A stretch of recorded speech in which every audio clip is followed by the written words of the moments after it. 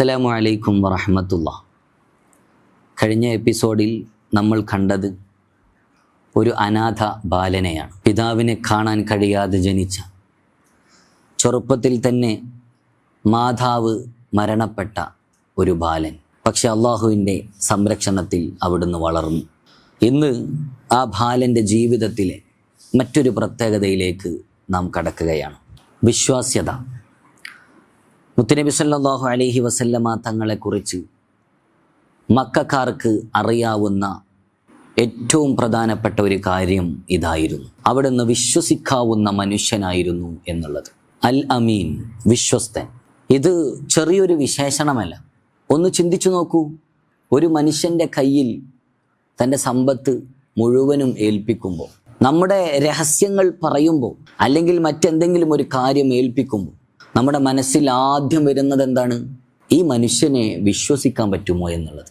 ആ ഒരു വിശ്വാസം നഷ്ടപ്പെട്ട ബന്ധങ്ങൾ തകരും, കുടുംബങ്ങൾ തകരും, സൗഹൃദം നഷ്ടപ്പെടും, വ്യാപാരം തകരും, ഒരു സമൂഹം പോലും തകരും. അതുകൊണ്ടാണ് മുത്തുനബി സല്ലല്ലാഹു അലൈഹി വസല്ലമ തങ്ങളുടെ ജീവിതത്തിൽ സത്യസന്ധതക്കും വിശ്വാസ്യതക്കും വലിയ പ്രാധാന്യം നൽകിയത്. അവിടുന്ന് നബിയാകുന്നതിന് മുമ്പ് തന്നെ മക്കയിലെ സമൂഹത്തിലെ വിശ്വസ്തനായ വ്യക്തി എന്നെല്ലാവരും അവിടുന്ന് അംഗീകരിച്ചിരുന്നു. പിന്നീട് അല്ലാഹു സുബ്ഹാനഹു വ തആല അവിടുത്തെ പ്രവാചകത്വം ഏൽപ്പിച്ചപ്പോൾ ആ സന്ദേശത്തിൻ്റെ അടിസ്ഥാനത്തിലും അവിടുന്ന് ആ സത്യസന്ധത തുടർത്തിക്കൊണ്ടേയിരുന്നു. വിശുദ്ധ ഖുർആൻ പറയുകയും ചെയ്തു, വമാ യൻതിഖു അനിൽ ഹവാ ഇൻ ഹുവ ഇല്ലാ വഹ്യുൻ യൂഹ.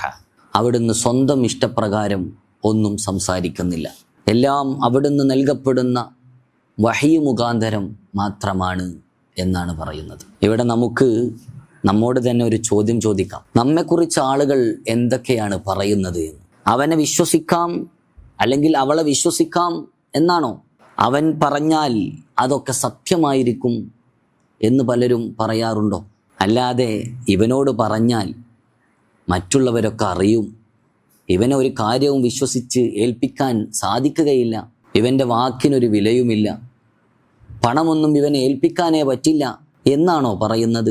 ഇവിടെ മുത്തുനബിയെ സ്നേഹിക്കുന്ന ഒരാളാണെങ്കിൽ, അവിടുത്തെ പേരിൽ സ്വലാത്ത് ചെല്ലുന്ന ഒരാളാണെങ്കിൽ, അവിടുത്തെ സുന്നത്ത് പിന്തുടരുന്ന ഒരാളാണ് എന്ന് പറയുന്നുണ്ടെങ്കിൽ നമ്മുടെ വാക്കുകളിൽ സത്യസന്ധത കൈവരിക്കണം.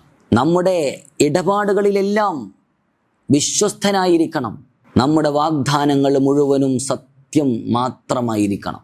മറ്റൊരാൾ നമ്മെ വിശ്വസിച്ച് ഏൽപ്പിക്കുന്ന കാര്യത്തിന് അത് മനസ്സിൽ വെക്കാനുള്ള പവർ, ശക്തി നമുക്കുണ്ടാകണം. കാരണം മുത്തുനബി സല്ലല്ലാഹു അലൈഹി വസല്ലമ തങ്ങളുടെ സുന്നത്ത് നമ്മുടെ വസ്ത്രത്തിൽ മാത്രം കണ്ടാൽ പോരാ. നമ്മുടെ സ്വഭാവത്തിൽ കാണണം, നമ്മുടെ നാവിൽ കാണണം, നമ്മുടെ ഇടപാടുകളിൽ കാണണം, നമ്മുടെ വീട്ടുകാരോടുള്ള പെരുമാറ്റത്തിലെല്ലാം കാണണം. നമ്മെ ഒരാൾ കണ്ടാൽ ഇവനിൽ മുത്തുനബി സല്ലല്ലാഹു അലൈഹി വസല്ലമ തങ്ങളുടെ ചെറിയൊരു അടയാളമൊക്കെ ഉള്ളവനാണ് എന്ന് മറ്റുള്ളവർ പറയാൻ കഴിയുന്ന ആളായി മാറണം. അതാണ് ഇത്തരം പ്രോഗ്രാമിലൂടെ, ഈ ഒരു യാത്രയിലൂടെ നാം ലക്ഷ്യമാക്കുന്നത്. അൽ അമീൻ, വിശ്വാസത്തിൻ്റെ മനുഷ്യൻ. ആ മുത്തുനബി സല്ലല്ലാഹു അലൈഹി വസല്ലമ തങ്ങളുടെ ജീവിതം നമ്മോട് ചോദിക്കുന്ന വളരെ പ്രധാനപ്പെട്ട ഒരു ചോദ്യവും ഇത് തന്നെയാണ്. നിന്നെ ആളുകൾക്ക് വിശ്വസിക്കാമോ എന്നുള്ളത്. ആ ചോദ്യത്തിന് ഇനി നമ്മുടെ ജീവിതം തന്നെ ഉത്തരം പറയട്ടെ എന്നൊരു തീരുമാനത്തിലേക്ക് നാം എല്ലാവരും എത്തണം. ഇനി ആ അൽ അമീൻ മുത്തുനബി സല്ലല്ലാഹു അലൈഹി വസല്ലമ തങ്ങൾ അവിടുന്ന് എങ്ങനെയായിരുന്നു അവിടുത്തെ ജീവിതം മുന്നോട്ട് കൊണ്ടുപോയത്? യൗവനത്തിലേക്ക് എത്തിയപ്പോൾ എങ്ങനെയായിരുന്നു അവിടുത്തെ ജീവിതം ഉണ്ടായിരുന്നത്? എങ്ങനെയാണ് മുത്തുനബി സല്ലല്ലാഹു അലൈഹി വസല്ലമ തങ്ങൾ അള്ളാഹുവിൻ്റെ ഏറ്റവും പ്രിയപ്പെട്ട റസൂലായി മാറിയത്?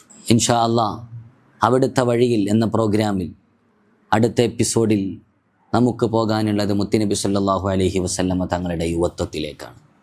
നാഥൻ തൗഫീഖ് നൽകട്ടെ. വആഖിറു ദഅ്വാനാ അൽഹംദുലില്ലാഹി റബ്ബിൽ ആലമീൻ. അസ്സലാമു അലൈക്കും വറഹ്മത്തുള്ളാഹി.